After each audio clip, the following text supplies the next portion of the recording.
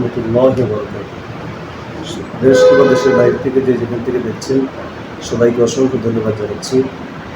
আমি মুদাব্বির মুফতি রমজান আহমদ ইসলামী নরসিংদী থেকে আজকে আপনাদেরকে বাড়ি বন্ধ করার, ঘর বন্ধ করার, জিন এবং সকল খারাপ জিন্নাত থেকে, ভূত প্রেত থেকে বাড়িকে সুরক্ষা রাখার, সকল জিন্নাত থেকে বাড়িকে সুরক্ষিত রাখার একটা নতুন তদবির, খুবই শক্তিশালী একটা তদবির বলবো। যদি কেউ এই প্রক্রিয়ায়, এই নিয়মে ঘর বন্ধ করতে পারে, ইনশাআল্লাহ আল্লাহর রহমতে কোনো বদজিন, কোনো খারাপ জিন বাড়ির এরিয়ার ভিতরে ঢুকতে পারবে না ইনশাআল্লাহ। প্রক্রিয়াটা খুবই সহজ, একটু মনোযোগ সহকারে শুনতে হবে ইনশাআল্লাহ।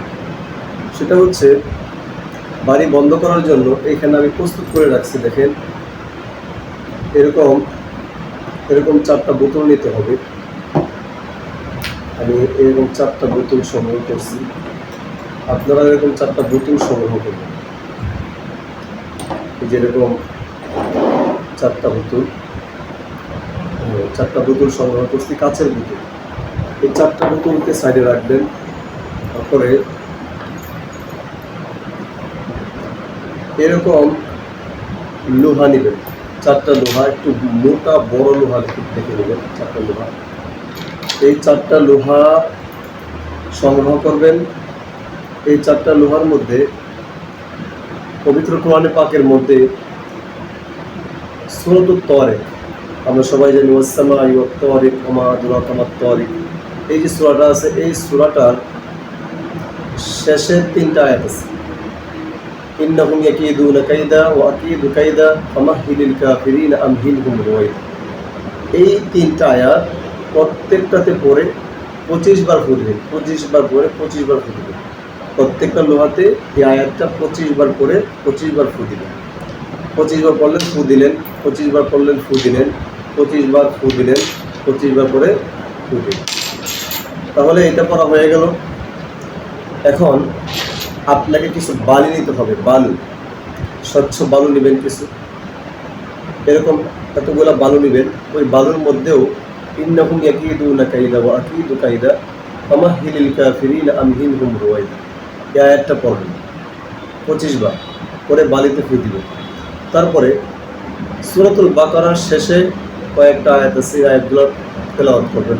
যেমন আমানার রাসূলু বিমা উনজিলা ইলাইহি মির রাব্বিহি ওয়াল মুমিনুন, এখান থেকে শুরু করে পৃষ্ঠা শেষ পর্যন্ত পড়বেন। এখানে আধা পৃষ্ঠার মতো আছে, এটুকু পড়বেন 3 বার। 3 বার করে বালিতে ফু দিবেন এবং এই প্যারাগেও ফু দিবেন। তারপরে আয়াতুল কুরসি 3 বার পাঠ করে বাড়ির মধ্যে ফু দিবেন, এই প্যারাগের মধ্যে ফু দিবেন। আপনার মোটামুটি কাজ মোটামুটি করা শেষ। তারপরে বাড়ির 4 কোণে অথবা ঘরের 4 কোণে, যদি ঘর বন্দি করতে চান তাহলে ঘরের 4 কোণে, যদি বাড়ি বন্ধ করতে চান তাহলে বাড়ির সীমানার 4 কোণায় 4টা গর্ত করতে হবে।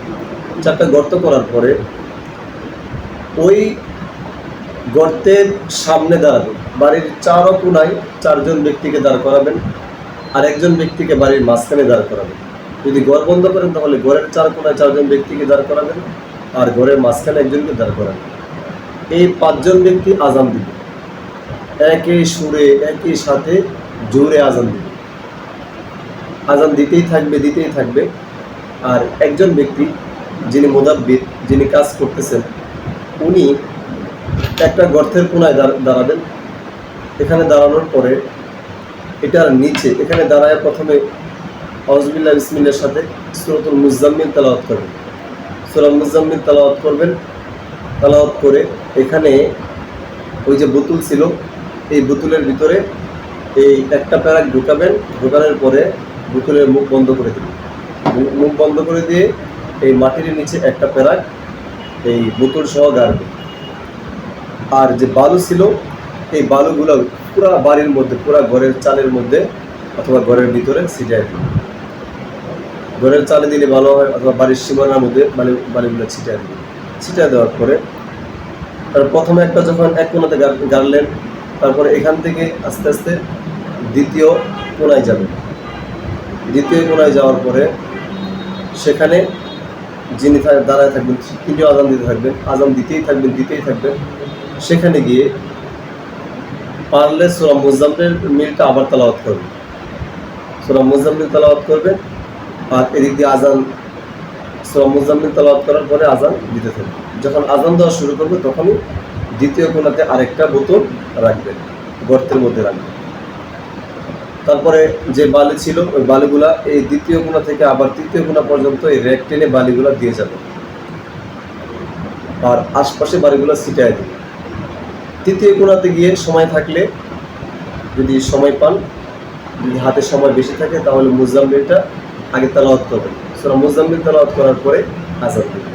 যদি সময় কম থাকে অথবা সময় না থাকে তাহলে শুধু আজান দিলেও হবে, তবে সবচেয়ে ভালো হচ্ছে সূরা মুজাম্মিলটা আরেকবার তেলাওয়াত করা। তৃতীয় কোণাতে গিয়ে সূরা মুজাম্মিলটা আবার যখন তেলাওয়াত করা শেষ, তখন ওই ব্যক্তি আজান দিতে থাকবে, আর আপনি তৃতীয় কোণাতে এটা আবার গাড়বেন, 3 নাম্বার বোতলটা গাড়বেন যার ভিতরে এই লোহাটা থাকে। এভাবে তৃতীয় কোণা যখন গাড়া শেষ বোতল, তখন সেখান থেকে আবার চতুর্থ কোণায় যাবেন, এদিক দিয়ে বালুর রেক টেনে যাবেন, আর ওই জায়গার মধ্যে বালু ছিটিয়ে দেবেন। আর চতুর্থ মানুষ আজান দিতেই থাকবে। যখন 4 নাম্বার কোণাতে গেলেন তখন সেখানে গিয়ে কী করবেন, এই গর্তের মধ্যে বোতলটা রাখার আগে সূরা মুজাম্মিল একবার তেলাওয়াত করবেন, এরপরে আজান দিতে থাকবে। আজান দেওয়ার সময় বোতলটা গাড়বেন, বোতলটা গাড়ার পর সেটা বন্ধ করে দিবেন। এদিক দিয়ে সবাই আজান দিবে।